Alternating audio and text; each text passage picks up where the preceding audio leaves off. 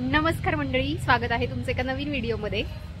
आज सॅटरडे आहे आणि नेक्स्ट वीकमध्ये क्रिसमस येतोय। तर लास्ट इयर डुग्गूचा क्रिसमस सेलिब्रेट नव्हता केला, सो आम्ही यावर्षी मस्त एक क्रिसमस पार्टी डुग्गूसाठी ऑर्गनाईज करणार आहोत। तर आता आम्ही निघालेलो आहोत त्या क्रिसमसची जी पार्टीचं जे प्री प्लॅनिंग आहे, त्याचं जे डेकोरेशनचं सामान वगैरे आहे, कॅप्स आहेत, रिटर्न गिफ्ट्स आहेत, बरंच काही डेकोरेशनचे आयटम्स घ्यायचे आहेत, तर ते आणायला चाललेलो आहोत। डुग्गू मस्तपैकी रेडी झालेला आहे आणि समोरचा एक दादाला घेऊन चाललेलो आहोत। सो लेट्स गो मंडळी, मी तुम्हाला दाखवते हॅव अ लुक की डुग्गू कसा रेडी झालेला आहे। कसा रेडी झालेला आहे, मस्त कॅप वगैरे घालून आता आम्ही चाललोय। Duggu Duggu, so let's go मंडळी। क्रिसमसचं सगळ्यात स्वस्त आणि अगदी 10 रुपयांपासून 7-8 हजारापर्यंत जे सामान मिळतं ते तुम्हाला बोरीअळी रविवार पेठमध्ये मिळेल। असंख्य व्हरायटी आहे, ट्रीजच्या पाईन ट्रीज आहेत वेगवेगळ्या, अगदी 1 फुटापासून 10 ते 12 फुटांपर्यंत क्रिसमस ट्री अवेलेबल आहेत। डेकोरेशनचं तर म्हणजे अतिशय खूप व्हरायटी आहे आणि थोडंसं बार्गेनिंग करावं लागतं। त्यामुळे ज्यांना कुणाला क्रिसमस रिलेटेड गोष्टी घ्यायच्या आहेत, रिटर्न गिफ्ट्स घ्यायचे आहेत, बोरीअळी रविवार पेठमध्ये नक्की व्हिजिट करा, तिथे तुम्हाला भरपूर व्हरायटी मिळतील। मीही काही डेकोरेशनचं सामान घेतलेलं आहे, ते तुम्हाला नेक्स्ट व्हिडिओमध्ये नक्की दाखवीन। इथून मी थोडंसं बार्गेनिंग केलेलं आहे। आता शॉपचं नाव तुम्हाला नाही दाखवता येणार, पण तिथेच आहे, बोरीअळीमध्ये बऱ्याच शॉप्स आहेत, पण थोडं जसं की मी तुम्हाला सांगितलं बार्गेनिंग करावं लागतं। मी इथून काही आयटम्स मला घेतलेले आहेत क्रिसमस पार्टीसाठी डुग्गूच्या। मागच्या वर्षीचं थोडंसं सामान आहे आणि यावर्षी असं थोडंसं सामान घेतलेलं आहे। नेक्स्ट व्हिडिओमध्ये मी तुम्हाला नक्की दाखवेन। मंडळी, बार्गेनिंग करायचं असतं, कारण ऑलरेडी थोडेसे रेट्स हाय लावलेले असतात आणि थोडंसं बार्गेनिंग केलं की आपल्याला बजेट फ्रेंडली मिळतं। खूप खूप खूप खूप खूप व्हरायटी आहेत आणि तुम्हाला कुठल्या अजून प्लेसेस माहिती असतील तर कमेंट करून नक्की सांगा, जिथं तुम्हाला क्रिसमस रिलेटेड डेकोरेशनचे आयटम मिळतील। इथं मी एक मास्क घेतलेला आहे आणि तो तुम्हाला दिसेल की कसा वेअर केला होता, तर हे एक पार्टीसाठी आम्ही कोणाला तरी देऊ। आणि तिथं बोरीअळीच्या पुढे एक खाऊची गल्ली होती, तिथून आम्ही मस्त कोल्ड कॉफी घेतलेली आहे, वेगवेगळे खायचे आयटम्स घेतलेले आहेत। आता मी तुम्हाला सांगणार आहे, तुम्ही मला सांगा की या पदार्थाला काय म्हणतात, जो पोटॅटोपासून बनवलेला असतो, आजकाल खूप फेमस आहे। इथे एक आजी आजोबा आहेत, त्यांनी मस्त स्टॉल लावलेला आहे, त्यांच्याकडे खूप सारे आयटम्स वेगवेगळे होते। तर याला काय म्हणतात मला तर माहिती आहे बुवा, पण तुम्ही मला सांगा की याला तुमच्याकडे काय म्हणतात, किंवा सगळीकडेच याला कॉमन नाव असेल तर याला काय म्हणतात हे कमेंट करून सांगा। टेस्ट उत्तम होती, याच्यामध्ये 3 ते 4 प्रकार होते, पेरी पेरी, चाट मसाला, परत चीजचा एक प्रकार होता। तर काय म्हणतात हे कमेंट करून सांगा। हे काका काकू मस्त बनवतात, आजी आजोबा। आता हे ऑलरेडी चकत्या पाडलेल्या आहेत बटाट्याच्या आणि ते गरम तेलामध्ये त्यांनी मस्त फ्राय करून घेतलेलं आहे आणि त्याच्यामध्ये मी चाटचं ऑर्डर केलं होतं आणि मस्त चाट मसाला टाकलेला आहे, थोडंसं मेयोनीज टाकलेलं आहे, सॉस टाकलेला आहे, खूप मस्त प्रकारे गार्निशिंग करून आम्हाला खायला दिलं होतं त्यांनी। तर हा एक आयटम आम्ही मस्त शॉपिंग केल्यानंतर घेतला होता। त्यानंतर आम्ही थोडंसं पिझ्झा पण घेतला होता, कारण जसं की मी तुम्हाला सांगितलं की समोरचा एक दादाला घेऊन गेलो होतो आम्ही डुग्गू बरोबर मजा करायला। तर पिझ्झा पण मस्त होता, तिथं एक खाऊ गल्ली आहे, छान आयटम मिळतात, सगळेच रिजनेबल प्राईसमध्ये आहेत। पनीर चीज पिझ्झा होता, मस्त होता। डुग्गू तू काय पितोयस? काय पितोय डुग्गू? काफी। इथे आम्ही आलोय, विचार की बघ ना काहीतरी घेतलेले आहे, खूप सारे घेतलेले आहेत, ते व्हिडिओमध्ये पुढच्या दाखवून काय त्याला घेतलेले आहे। तर हे पण एक अगदी स्वस्त आणि मस्त खूप रिजनेबल प्राईसमध्ये ते टॉईज मिळतात। तर ज्यांना कोणाला व्हिजिट करायची आहे नक्की व्हिजिट करा, बघून घ्यायचं हवं असेल तर कमेंट करून सांगा, मी नक्की नाव त्या टॉय शॉपचं शेअर करेन।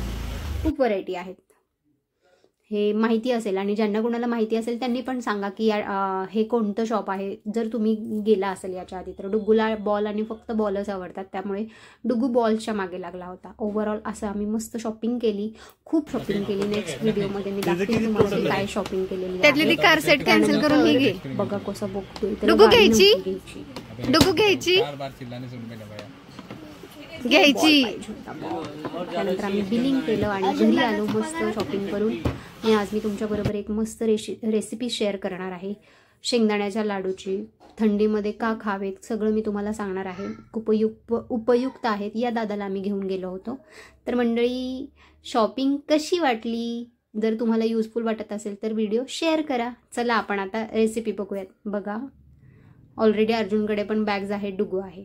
आज आपण शेंगदाण्याच्या लाडूची रेसिपी बघणार आहोत. थोडीशी माझ्या पद्धतीनं मी तुम्हाला दाखवणार आहे की मी याला अजून पौष्टिक कशा पद्धतीनं करते. मी साधारणतः इथं अर्धा किलो शेंगदाणे स्वच्छ निवडून घेतलेले आहेत आणि कढईमध्ये घेतलेले आहेत.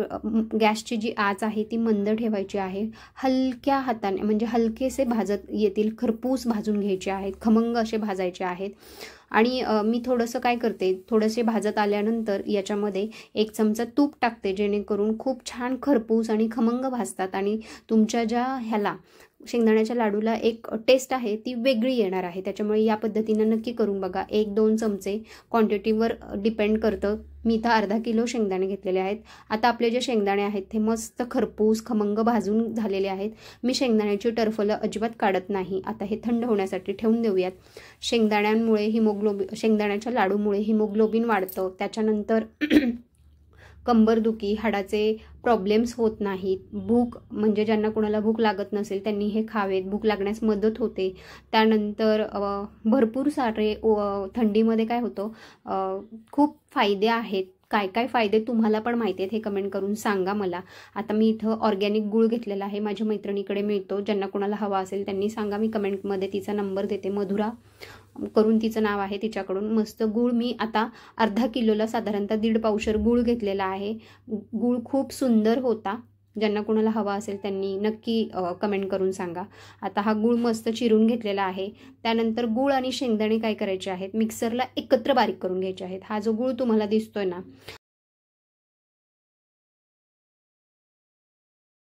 काय करायचं, शेंगदाणे थोडेसे आणि गूळ थोडासा घ्यायचा आणि मग बारीक करायचं. सुरुवातीला जर तुम्ही शेंगदाणे वेगळे आणि गूळ वेगळा मिक्स केला तर ते व्यवस्थित लागत नाही. त्याच्यामुळे मी काय करते, शेंगदाणे आणि गूळ एकत्र थोडे थोडे घेऊन बारीक करते, जेणेकरून ते व्यवस्थित मिक्स होतं.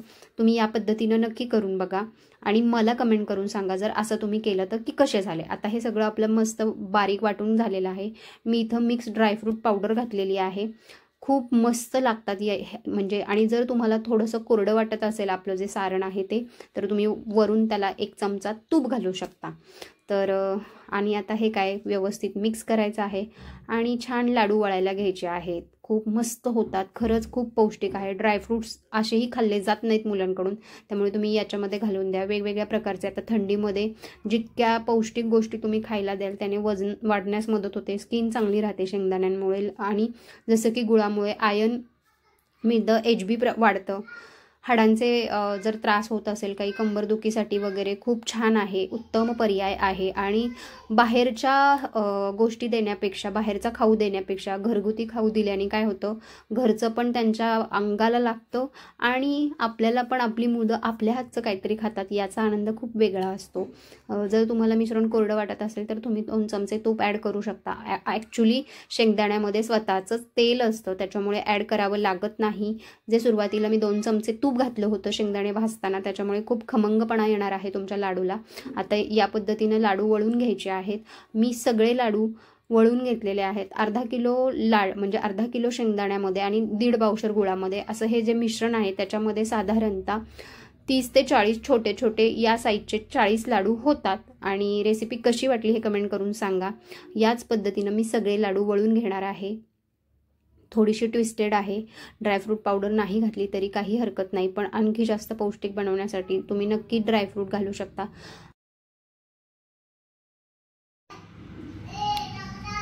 बॅकग्राऊंडला तुम्हाला डुग्गूचा आवाज येत असेल. या पद्धतीनं सगळे लाडू तयार झालेले आहेत. यातले निम्मे फस्त पण झालेले आहेत. तर नक्की करून बघा. खूप जास्त पौष्टिक आणि टेस्टी लागतात. या पद्धतीनं करून झाल्यानंतर मला कमेंट करून सांगा रेसिपी कशी वाटली. धन्यवाद मंडळी.